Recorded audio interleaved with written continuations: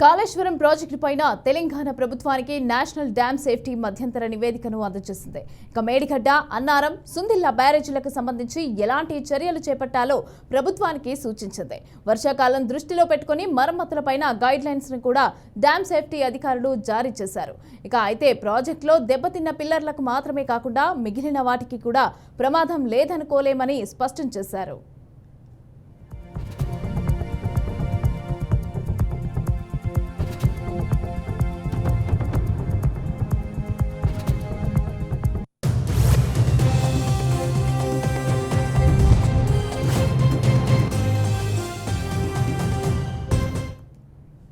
మొత్తం 85 గేట్లలో 77 గేట్లకు ఎలాంటి ఇబ్బంది లేదని, మిగిలిన 8 గేట్లలో మాత్రం సాంకేతిక అలాగే మెకానికల్ ప్రాబ్లమ్స్ ఉన్నాయని, వీటిని చక్కదిద్దేందుకు ఏ పద్ధతిన మరమ్మతులు చేపట్టాలో అధికారులు నివేదికలో పేర్కొన్నారు. ఇక ఈ రిపేర్లను ఎప్పటికప్పుడు పరిశీలిస్తూ టెక్నికల్ పద్ధతిన మరమ్మతులు చేపట్టాలని అన్నారు.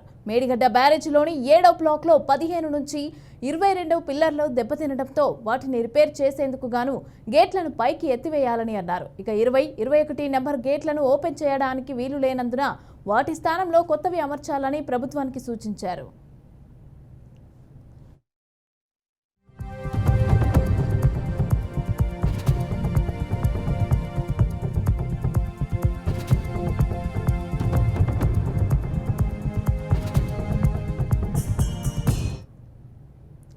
అలాగే 8 గేట్ల ప్రాంతంలో బ్యారేజీ మీదనున్న స్లాబ్ కుంగిపోవడంతో కొత్త స్లాబ్ వేయాలని పేర్కొన్నారు. బ్యారేజీ ప్రారంభమైన తర్వాత వచ్చిన మొదటి దఫా వరదతో మేడిగడ్డలోని 7వ బ్లాక్లో సమస్యలు తలెత్తాయని అన్నారు.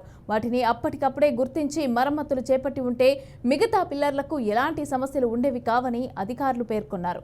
ఇక మరమ్మతుల సమయంలో తగు జాగ్రత్తలు పాటించాలని అన్నారు.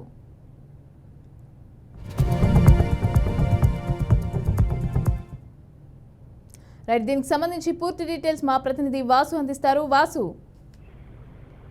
మమత, కాళేశ్వరం ప్రాజెక్టులోనే మెయిన్ గా 3 బ్యారేజీలు ఉన్నాయి. మేడిగడ్డ, సుద్దిల్లా, అన్నారం. ఈ 3 బ్యారేజీలకు సంబంధించి ఏదైతే మేడిగడ్డ బ్యారేజీలో కుంగుబాటుకు సంబంధించిన అంశం వివాదాస్పదమైందో ఆ కుంగుబాటుకు సంబంధించిన ఘటన పైన తెలంగాణ ప్రభుత్వం ఇప్పటికే జ్యుడిషియల్ ఎంక్వైరీ చేసింది. జస్టిస్ పినాకిని చంద్రఘోష్ ఆయన ఎంక్వైరీ చేస్తున్నారు. ఇప్పుడు అంతకుముందు national dam safety authority NDSA కూలిపోయిన తర్వాత ప్రభుత్వానికి క్షేత్రస్థాయిలో పర్యటన చేసి అప్పుడు ఉన్న BRS ప్రభుత్వానికి కొన్ని సూచనలు చేసింది. ఆ తర్వాత కాంగ్రెస్ ప్రభుత్వం వచ్చిన తర్వాత ఈ NDSA తోని మంత్రి సాగునీటి పారుదల శాఖ మంత్రి ఉత్తమ్ కుమార్ రెడ్డి అట్లాగే ఉన్నతాధికారులు భేటీ అయి దీని మీద సమగ్ర విచారణ జరపాలని చెప్పి లేఖ రాయడం జరిగింది.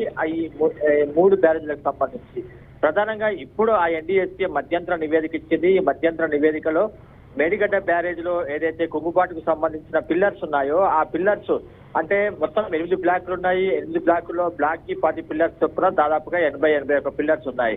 ఈ 8 బ్లాకుల్లో మెయిన్ గా ఘటన జరిగిన ఏదైతే కుంగుబాటు జరిగిన పిల్లర్ ఉందో 7వ బ్లాక్ లోని 21వ పిల్లరు, ఆ 21, 22 ఈ 2 పిల్లర్లకు సంబంధించి మెయిన్ గా ఈ మధ్యంతర నివేదిక ఇచ్చింది. ఈ 2 పిల్లర్ని పూర్తిగా తీసివేసి కొత్తగా నిర్మించే ప్రయత్నం చేయాలని చెప్పి ప్రభుత్వానికి సూచించింది. అట్లాగే ఈ మెయిన్ గా ఈ బ్లాక్స్ లోని 7వ బ్లాక్ లోని మొత్తం 4-5 పిల్లర్లు దాదాపుగా ధ్వంసమైపోయాయి. వాటిని రిప్లేస్ చేయాలని చెప్పి ఆ నివేదికలో పేర్కొనడం జరిగింది. దాంతో పాటు పైన ఏదైతే పైన స్లాబ్ ఉందో ఆ పిల్లర్స్ పైన రోడ్డు మార్గం అట్లాగే ప్రాజెక్టుకు సంబంధించి పైన స్లాబ్ ఉందో ఆ స్లాబ్ ని అది కూడా కుంగుబాటుకు గురైంది. దాన్ని కూడా పూర్తి స్థాయిలో తీసివేసి కొత్తగా నిర్మించాలని చెప్పి సూచనలు చేయడం జరిగింది. ఇప్పుడు వానాకాలం వస్తున్న నేపథ్యంలో 1-2 నెలల్లో మళ్ళీ వరద ప్రవాహం వస్తుంది. ఆ లోపు ఈ నిర్మాణాలకు సంబంధించిన రిపేర్లన్నీ కూడా చేపట్టాలని చెప్పి మధ్యంతర నివేదికలో పేర్కొనడం జరిగింది. అట్లాగే దీనికి ఏదైతే సంస్థ నిర్మించిందో ఆ సంస్థని దీంట్లో మళ్ళీ పునర్నిర్మాణం చేసే విధంగా సంస్థతోని ప్రభుత్వం సంప్రదింపులు జరిపి ఈ రిపేర్ కు సంబంధించిన అంశాన్ని పరిష్కరించాలని చెప్పి నివేదికలో పేర్కొనడం జరిగింది. ఈ రకంగా మధ్యంతర నివేదిక ఇచ్చిన NDSA పూర్తి స్థాయి నివేదికకు ప్రభుత్వం 4 వారాలు గడువు విధించింది. ఆ 4 పూర్తి స్థాయి నివేదిక వస్తుంది. ఇప్పుడు ఇచ్చిన ఈ మధ్యంతర నివేదికలో ఈ కుంగుబాటుకి గురైన పిల్లలని రెండు మూడు పిల్లర్ని పూర్తిగా తీసివేసి రిపేర్ చేయాలని, అట్లాగే పైన ఏదైతే స్లాబ్ కుంగిందో ఆ స్లాబ్ ను కూడా పూర్తిగా తీసివేసి మళ్ళీ కొత్తగా స్లాబ్ వేయాలని చెప్పి సూచించడం జరిగింది. దీనికి ప్రభుత్వంకి ఈ నివేదిక సమర్పించింది. ప్రభుత్వం నుంచి దీని మీద స్పందన రావాల్సింది. Mamata. Right, thank you Vasu.